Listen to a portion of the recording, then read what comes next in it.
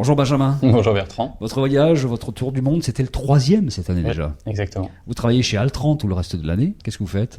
Alors, je suis consultant en technologie et en innovation au laboratoire d'innovation Altran. Vous avez décidé de prendre vos vacances chaque année en faisant quelque chose d'utile, partir un mois, faire le tour du monde et ramener des informations sur le monde de la tech. C'est à peu près ça, oui. Alors, le tout premier, c'était plutôt le Singapour et les États-Unis. Le deuxième, c'était vraiment plus centré sur les États-Unis. Et le troisième, là, pour le coup, on a vraiment exploré 4 écosystèmes d'innovation très différents. Dubaï et les Émirats Arabes Unis, Singapour, Melbourne et Sydney et San Francisco pour terminer. De manière générale, j'essaye vraiment de rencontrer un échantillon le plus large possible d'acteurs de l'écosystème. Qu'est-ce qu'on trouve à Dubaï? Alors Dubaï, c'est vraiment très particulier parce qu'il y a très peu de talents locaux. Finalement, il y a un gros pouvoir d'attractivité, mais c'est essentiellement des talents du monde arabe et de l'Occident. On va trouver beaucoup de briques, mais principalement e-commerce, mobilité, fintech. L'Australie, c'est très particulier parce que finalement, c'est un pays qui est immense, mais très peu peuplé. Et au final, ils ont très peu de moyens, mais finalement, ils se débrouillent pas trop mal. Et notamment, ils ont créé un système d'innovateurs en résidence dans des pays étrangers, justement pour casser cette barrière culturelle et permettre à leurs innovateurs d'aller exporter beaucoup plus efficacement. Les écosystèmes de Dubaï ou de Sydney, Melbourne sont en phase de maturité ou sont déjà mûrs? Non, ils sont pas encore du tout mûrs. Alors, l'exemple de Dubaï, c'est Singapour. Dubaï cherche vraiment à être le Singapour de la région Golfe et Moyen-Orient. Singapour, pour moi, c'est un excellent exemple d'écosystème mûr. Tout est là, l'État est stratège, il y a les moyens financiers, il y a une très belle Silicon Valley où les bâtiments sont à la pointe des technologies.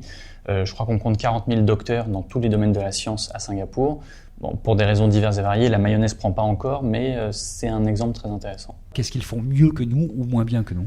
Alors, ce qu'ils font, je trouve beaucoup mieux qu'en France, c'est l'État est stratège. Il va aller identifier les briques technologiques les plus porteuses, et une fois qu'il a fait ce travail, ensuite c'est vraiment en top-down. Toute la structure étatique va soutenir la démarche enclenchée par le gouvernement.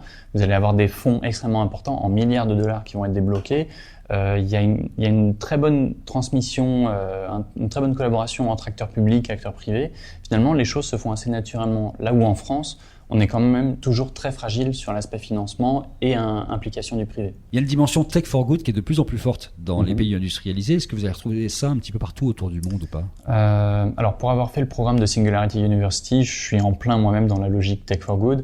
Ensuite, est-ce qu'au-delà des effets d'annonce, il se passe des choses? Oui. Est-ce que c'est encore impressionnant? Non. Donc, c'est un phénomène à prendre en compte. Quel est le principal enseignement de ce 3e voyage pour vous? Alors, pour moi, le tout premier enseignement, c'est que le modèle de la Silicon Valley, il est vraiment en train de se répandre à l'international. Et même aux États-Unis, d'ailleurs, la Silicon Valley de San Francisco a de la concurrence. Miami, New York, Portland, Seattle, la concurrence est en train de venir, elle est en train d'augmenter.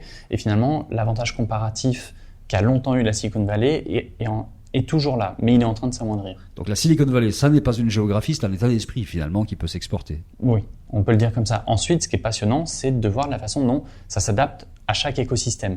Comment ça s'adapte au Moyen-Orient, en Asie, en Europe. Il y a des différences culturelles qui sont très fortes. Donc on est en train de vivre une sorte de mondialisation du start-uping. Oui, tout à fait. Ouais. Et d'ailleurs, maintenant, il y a des Silicon Valley au Kenya, Silicon Savannah, on en a en Amérique du Sud, en Amérique centrale. Enfin, c'est vraiment un phénomène global.